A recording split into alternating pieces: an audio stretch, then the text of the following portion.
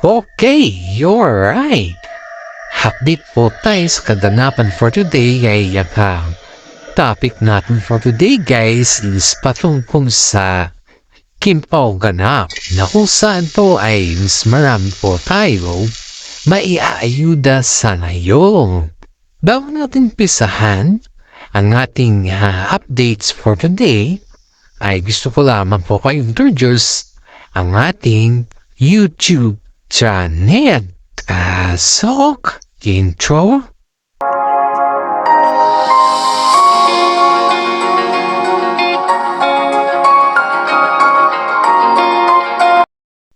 Okay, alright. Ito na tayo guys. Wag na nating ipilit yung may mga sabihan po tayo sa ngayon guys na don't force anything or everyone or someone or nobody. Don't force someone to the other one, because if you're forcing someone, you will regret at the end of the day. Yan po yung ating kasabihan for today guys, na kung saan po ay ito ayon dito sa ating legit na sources. I see that Janine Gutierrez at saka si Eko po ay parang nagkaroon ng clues na kung saan ay sinasabi kasi ng mga taga-showbiz sa kanila kung may alikan ba talaga yung dalawa. Kasi that time guys, ayon dito sa ating mga nasagap na balita, for sure guys, alam yun na ito. At alam kong naibalita na dito nung isang araw. But I just repeat this one so that you are updated about it also, not only me, okay? Just reminders po sa mga discriminator dyan na kung saan po ay sobra silang mag-discriminate sa ating YouTube channel. Please don't watch it if you don't want the content, okay? But if you want the content, then please share it and like, also comment or something. Make it new for your eyes only, okay? Thank you for watching us, mga fans natin dyan. Okay, back na tayo dito sa topic, guys. Alam nyo, guys, parang natunogan nata ng sila Eko at saka si Janine yung about dun sa yung sinong magpakalap dun sa chismis or sa marites na parang nagkaroon ng malabuan sila Eko at saka si Paolo Avellino, which is ito hindi naman nila klinaro na may ganon na eksena. Wala naman sila klinaro dito, pero ang sinasabi kasi dito pag yung i-analyze mo ba, kasi marami na din silang nakukomment na ganito guys pero tinatanong po nila kung ano yung masasabi ko dito. Pero as of now sa akin guys is to kasi yung idea mismo na we don't argue or we don't see each other for now, but maybe if we see each other is we had each other because wala naman kaming masamang tinatay sa isa't isa. Yan po yung word ng isang press sa mga Kimpaw guys. Wala daw silang masamang tinapay sa isa't isa. Which means is kung wala masamang tinapay, ibig sabihin ng guys is wala sila kalitan for each, di ba? Sa kanilang dalawa or sa kanilang tambahan as we can say right now.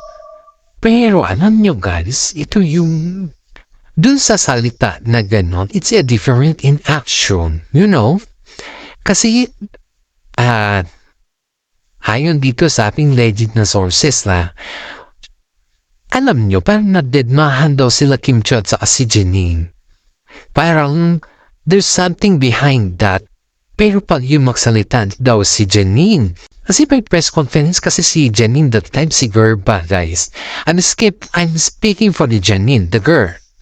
Which is yung, ewan po, we don't know. Ayun dito sa ating legit na sources, yung sinasabi daw ni girl na yung mag-hack kami, okay naman kami, maybe we are just busy and we don't see each other. Parang alam mo yung gano'n na sinasabi sa media.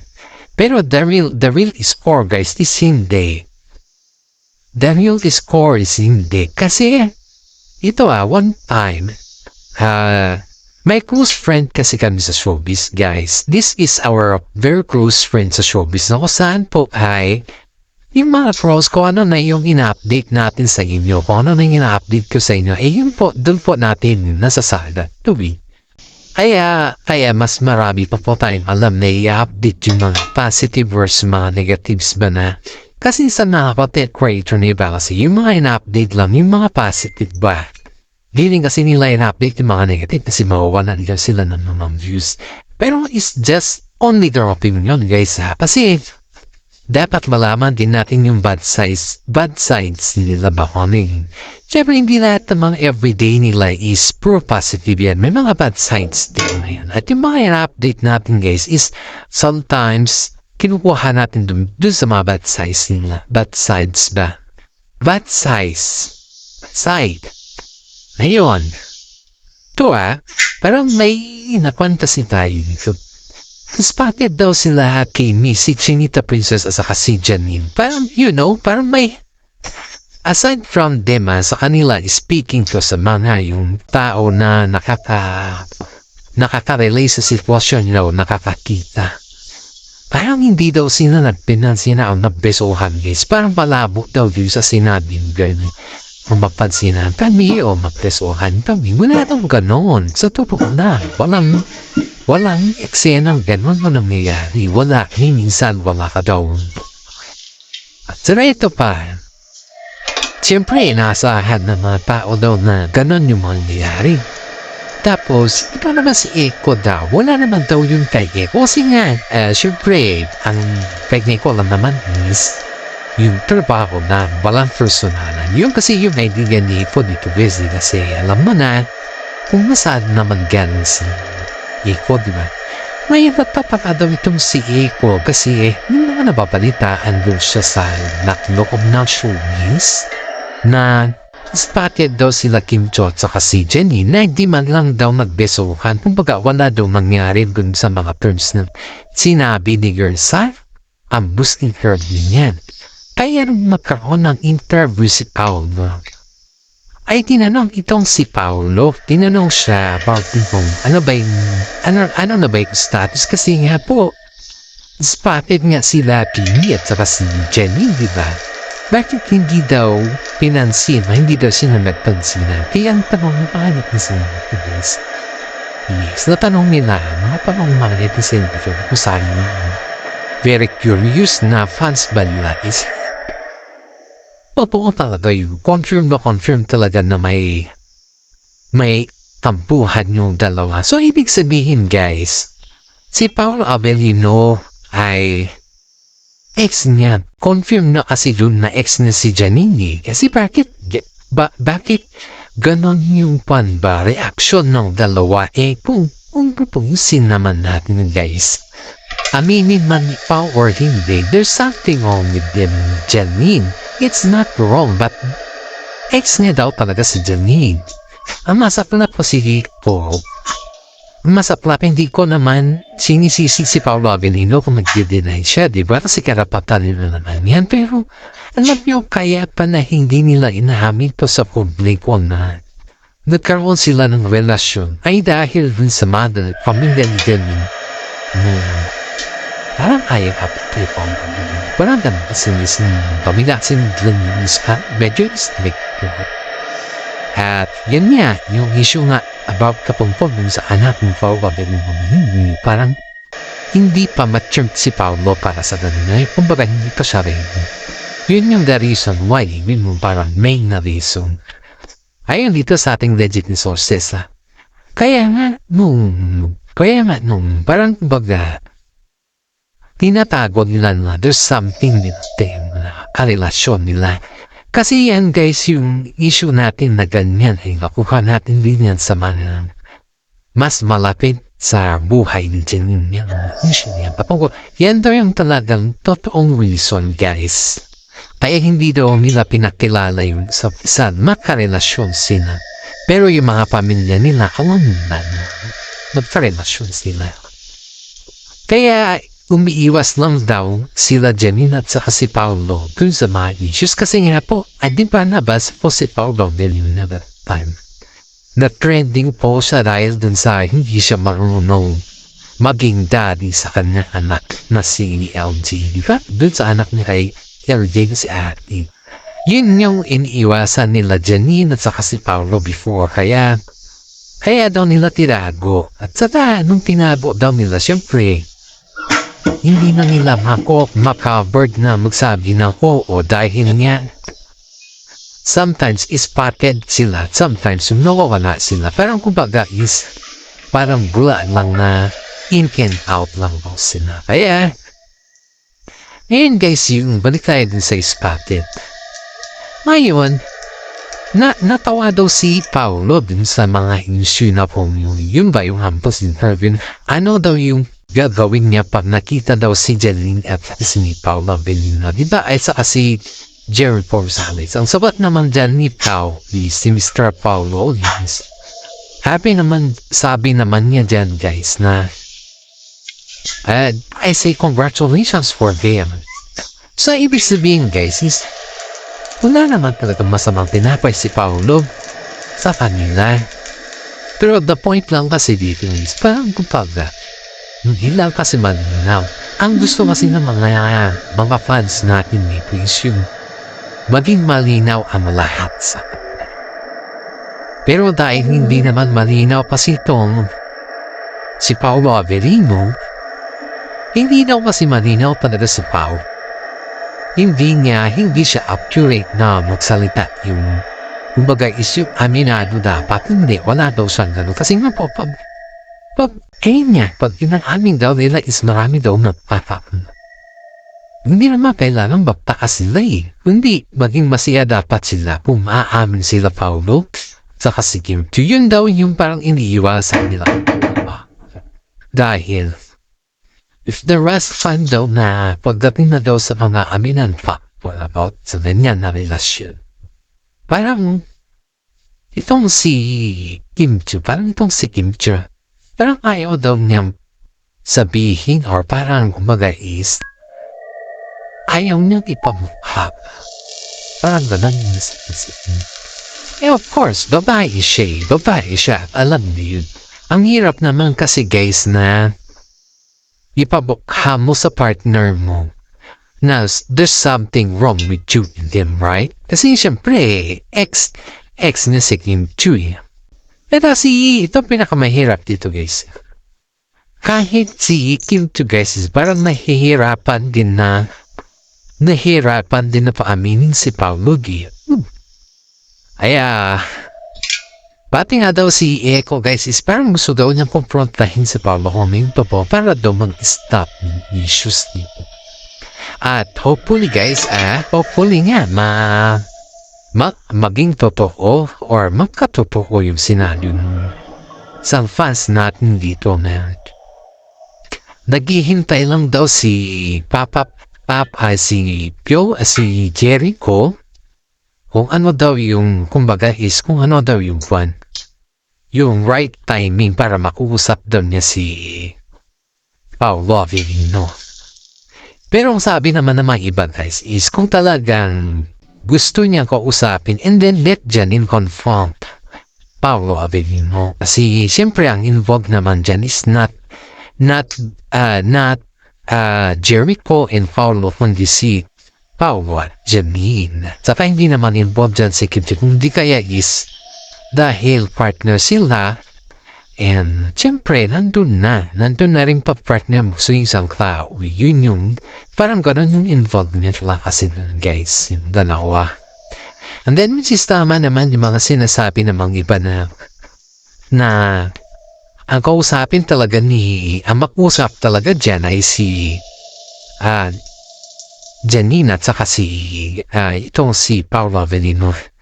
Guys, ito ibasahin ko lang po yung comment dito na kung saan guys is basahin ko lang and then magbigay tayo ng reaction. Hello vlogger, sabi niya. Salamat sa pag-update sa atin dito at gusto ko lang malaman kung ano na ba yung update dun sa proposal ng Kim Pao. Tagay kang update sa proposal ng Kim Pao, man. Kasi the last time before December, di ba? Ay, December pala yun. That was the proposal of... Alam niyo guys, ayun din dito sa ating legit na sources, hindi niya may klaro kung propose na yung dalawa. Pero, parang may mga sign na they are proposed already. May mga sign guys. Ang daming nagsasabi na may mga sign yung dalawa na kumbaga is alam nyo na yung mag-isang bubong na rin sila. May mga sign ng dalawa guys. May mga sign na ganun. Pero as of now kasi wala kasing kumbaga wala akong maririnig na aminan. Wala kasing ganun. Hindi nga namin alam kung bakit walang aminan na nangyayari. I don't know why. Bakit ganun? Walang aminan na nangyayari sa kanila. Dami natin kasing nasasabi na bakit hindi sila umaamin eh. Bakit anong nangyari at bakit parang takot na takot sila na umaamin ba? Yun yung mga tanong ng mga papwade nila artista guys sa kanila. Pero alam nyo guys, yung pag-deny nila is nakikita naman sa kanilang action. Wala naman na simula naman nung sobrang deny nila si isa't isa is nakikita naman sa kanilang action na hindi ka panipaniwala yung mga deny nila sa kanilang mga sinasabi ba. Pati nga ito tinanong na dito ng mga karamihan kung bakit kailangan ka daw na i-deny nila yung about sa proposal yung dami doon nakikita mo sabi. You know guys, ang sabi dito, ayun dito sa ating mga sagap na balita, yung proposal na yun is hindi dapat daw ma-issue. Kasi nga tinaon sa Christmas or December. So ibig sabihin, multi-purpose na celebration daw yun. Kasi nga, in the first time, nagkasama yung dalawa na pumunta sa Paris, di ba? Kasi pag may mga kasama kasi yan, hindi naman nila masasolo yung ano man yung gusto nilang gawin. No, kasi iniisip nila dito guys, yun yung parang baga is, iniisip na mga karamihan kung bakit just sudden na nagkaroon ng trip yung dalawa at hindi naman nila alam kung saan sila pupunta. Parang gano'n. Dito mo talaga makikita yung sinasabi nila na totoong trip sa kanilang dalawa.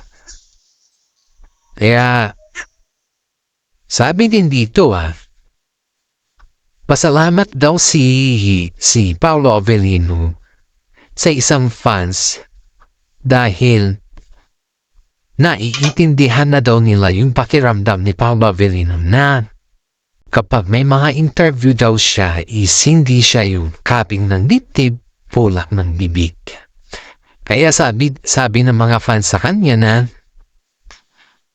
kung ano man yung sinasabi ni Pao sa kanya mga interview ay yun na yun. Kasi nga, ayaw niya naman magsalita without asking permission sa mga manager niya or lalong-lalo na kay Kim Chiu. Kasi si Kim Chiu po ay babae siya. At saka nakakahiya naman na si mismo Paolo yung magsalita about din sa kanya. Yun yung sabi ng isang fans nito guys. Kaya, ito guys sana naman is magustuhan natin mga updates nito. Dahil yung mga binibiyaya natin guys is parang hindi ko alam kung saan hahantong ito or ano man yung magiging possibilities na ito guys. Kasi ang daming nagtatanong sa atin kasi hindi ko alam kung ano yung perfect timing sa sagot sa kanila din. Hindi. Sipin ninyo guys syempre pag ikaw naman sasama nyo magiging na sumusubaybay sa King Pao. Tanong ko lang ito. Naramdaman yun na ba yung sinasabihan kayo na yung Wala daw katotohanan yung mga pinagsasabi natin sa YouTube channel natin. Kasi ito ay yung mga sinasabi ng mga yan sa atin. Parang, ang sakit din eh. Ang sakit ano guys, yung mga buzzers na ganyan. Todo effort kam... Todo effort kam magwan. Todo effort kam... Tawag dito na. Pumit ikaw sa gumawa ng vlog para na may na tayo tapos biglang ganun. Ang sakit. Sabi ko nga dito, it's bahala kayo kung ano yung rason na sa akin. Sa importante sa akin eh, makapag-vlog tayo maayos. At hanggang dito na lang po yung ating update at saka YouTube channel. Maraming salamat sa atin at sana naman po ay nagustuhan ninyo ang ating updates for today. Maraming salamat guys and God bless po sa ating lahat.